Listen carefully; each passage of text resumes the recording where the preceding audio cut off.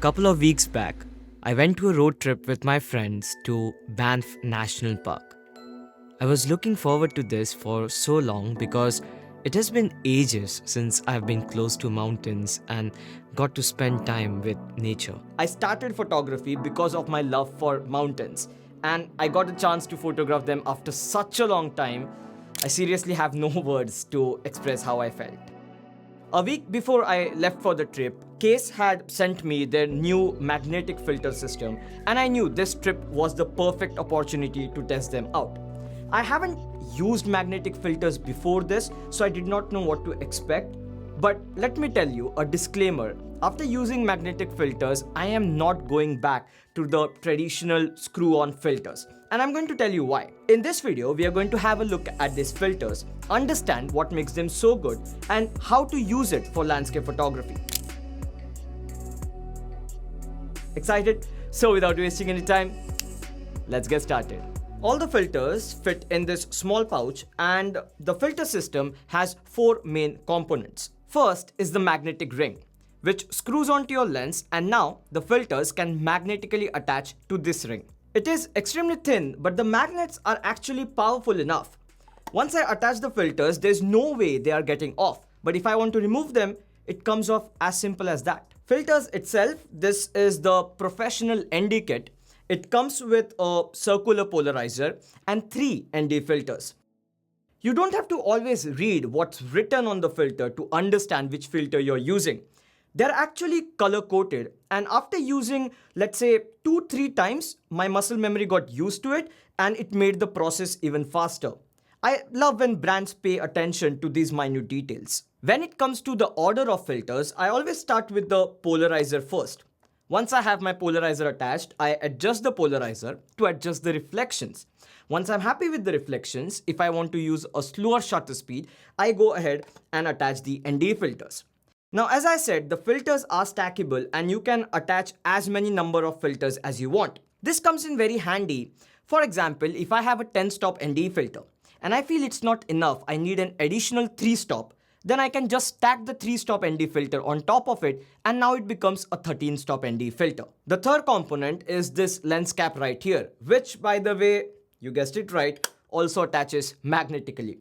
Now this is super useful when you're using smaller lenses and you're using adapter rings and you don't have an additional lens cap. This solves that problem. Last is this piece of metal, which allows you to screw in or unscrew the magnetic ring. The filters are very well built, but at the same time, they are extremely thin.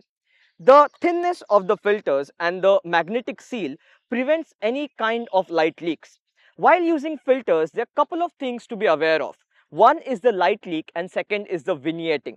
If there is even tiny gap between the filters or the stacked filters, there will be light affecting your image. You have to keep that in mind. While using this system in my whole trip, I did not face any such issues. In landscape photography, the conditions can change very quickly, especially if you're photographing in not so ideal weather conditions. Or let's say you're photographing the golden hour and you just have couple of minutes to get the perfect shot. To give you an idea, I'll compare this particular filter system with the old filter system and see how much time we save. Before switching to this system, I used to use a square filter system.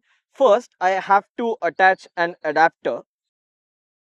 After that, I have to attach the polarizer now. You can't attach the polarizer directly since it's a wide angle lens and the front element is not flat. And then I have to attach this particular adapter on top of it to attach the ND filters. Okay, and this particular filter, as you see, is the ND filter. I have one more slot for another ND filter. The problem with this setup is not only it takes a lot of time to set up, but also it's very cumbersome and covers a lot of space in my camera bag. With this one, I have the magnetic ring attached. If you're using only one lens, you can keep the ring attached. It doesn't get in your way even if you're not using the filters. And then depending on the needs, I can just stack the filters on top of each other, and that's it. In terms of optical quality, there are a couple of factors to consider: color cast and sharpness. I've tested these filters both with photos and videos, and I did not notice any significant color cast. The colors are neutral and the sharpness side by side looks pretty good. Even when I zoom into the image, I do not see any noticeable loss in sharpness. A big mistake would be to use cheap quality filters and attach it on top of your lenses. If the quality of the glass is not good, you're not going to get the best quality out of your camera sensor and the lenses. I would always recommend to invest in a good quality filter system. It will last a long time and will definitely be worth your money. These filters undoubtedly are top notch when it comes to quality. Definitely one of the best I've tried till date. It's very easy to travel with, doesn't take a lot of space. Most importantly, so convenient to set up. That's been my major concern with filter systems. I love using filters. You definitely cannot replicate the look of filters in post-processing.